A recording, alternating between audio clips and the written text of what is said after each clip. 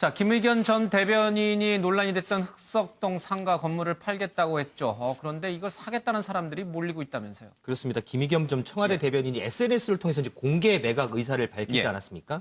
이후에 이제 해당 부동산에 문의가 끊이지 않고 방문객 등도 지금 많은 것으로 이렇게 알려지고 있는데 뭐 35억, 37억 등 더 높은 금액을 제시하면서 사겠다는 사람도 있고요. 부동산 수수료를 원하는 만큼 주겠다 이렇게 뭐 각양각색인데 결국 어제 이제 38억 원을 제시한 이 노부부가 가계약을 하고 간 것으로 알려지고 있습니다. 근데 이 금액이 이제 실제 거래가 이뤄질 경우에 김 전 대변인이 25억 7천만 원의 건물을 샀으니까 이제 1년 5개월 만에 10억 원이 넘는 그런 시세 차익이 좀 예상이 되는 상황입니다. 근데 시세 차익 걷어봐야 이걸 다 기부하겠다고 했잖아요. 그러니까 많이 시세 차익을 얻을 이유가 없잖아요. 그래서 일부에서는 이 김의겸 전 대변인이 이 문건을 팔 때 이제 하한선을 뒀다고 해요. 어느 선까지는 어느 선 이상으로 팔아달라. 근데 이제 일부에서는 아니 시세 차익을 다 기부하겠다는 사람이 이 하한선을 왜 둔 거냐 뭐 이렇게 좀 의문의 시선도 있습니다. 그러니까 왜 그런 거예요? 그 부분이 좀 풀려야 될 것 같아요. 왜 매각 금액을 34억 원 밑으로는 안 팔겠다. 왜 그런 하한선을 뒀을까요? 김의겸 전 대변인. 뭐 그와 관련해서 김의겸 전 대변인이 본인의 입으로 어떤 이유 때문인지에 대해서 얘기한 적은 없습니다만 어쨌든 이제 어제 이 라디오 프로그램에 출연해서는 뭐 자신이 이 돈이 뭐 유용한 곳에 제가 쓰임새가 이것 관련해서 어제 입장을 밝히기도 했는데요. 이와 관련해서 이 차익은 중요하지 않다라는 입장을 밝히기도 했는데 우선 김의겸 전 대변인의 이야기를 먼저 듣고 가겠습니다. 매각 차익이 발생을 한다면 그거를 기부를 하겠다. 이 결정은 혼자 내린 결정입니까? 제가 먼저 결심을 했고요. 제 아내에게 동의를 구했습니다. 아내도 동의를 했고 저와 이야기를 나눌 때 사람이 먼저다라고 하는 문구가 쓰여 있는 머글잔이었습니다. 그걸 보면서 제 아내가 그래 사람이 먼저지라고 하면서 최종적으로 동의를 해줬습니다. 그래요. 차익이 별로 발생 안 할 거라는 전문가들의 진단이 있었다는 보도를 내놨던데 그건 어떻게 생각하세요? 제가 기부를 하겠다라고 말씀드린 만큼 차익이 어느 정도 발생하느냐 하는 건 저한테는 중요하지 않다고 생각을 합니다.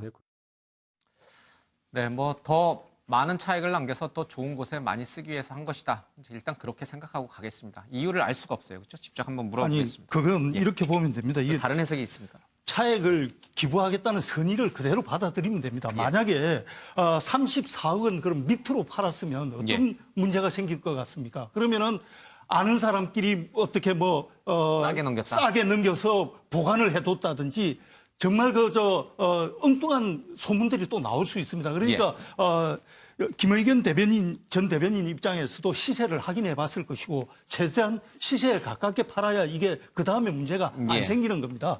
그런 측면에서 이해를 해줄 수가 있고 저는 이 건이 처음에 나왔을 때 이렇게까지 매수자가 몰려들 거라고는 상상도 못했습니다. 매수자가 오히려 없어서 이게 제대로 팔릴까 하고 생각을 했던 것이 돈이라는 것은 햇볕을 제일 싫어합니다.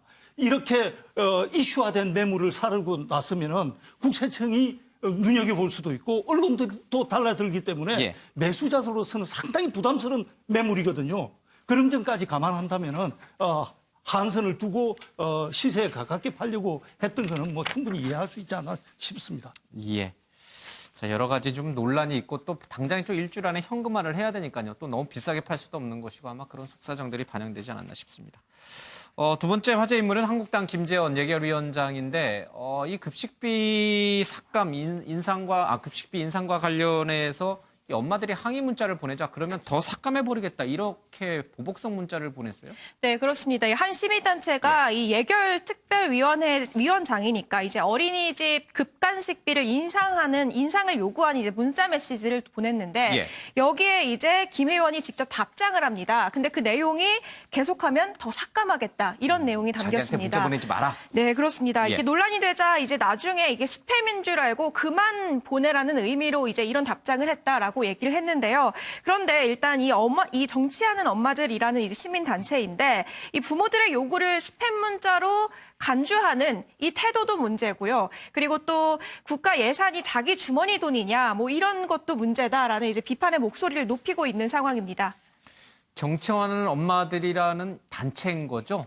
그렇습니다. 학부모들이 모인 시민단체인데요. 이 시민사회단체들은 계속해서 이 기준액 인상을 주장해 왔다고 합니다. 그래서 일부 지자체들 같은 경우에는 이 예산을 마련해 추가로 지원해주기도 했는데요. 해당 단체는 이와 관련해서 이 급 간식비의 현실화를 요구하고 있는 그런 상황입니다. 그냥 단순 실수로 보고 넘어가야 되나요? 아니면 국민 의견을 국회의원이 외면한 것으로 비판받아야 되는 건가요? 정말 비판을 받아야 될 태도죠. 국민들이 여러 가지 그 의견을 국회의원한테 전달을 해야 되고 또 할 수 있는 거 아니겠습니까? 그런 의견들이 전달되는데 그에 대해서 어떤 그 반응이 좀 조롱하는 듯한 그리고 또 어떤 비난하는 듯한 정말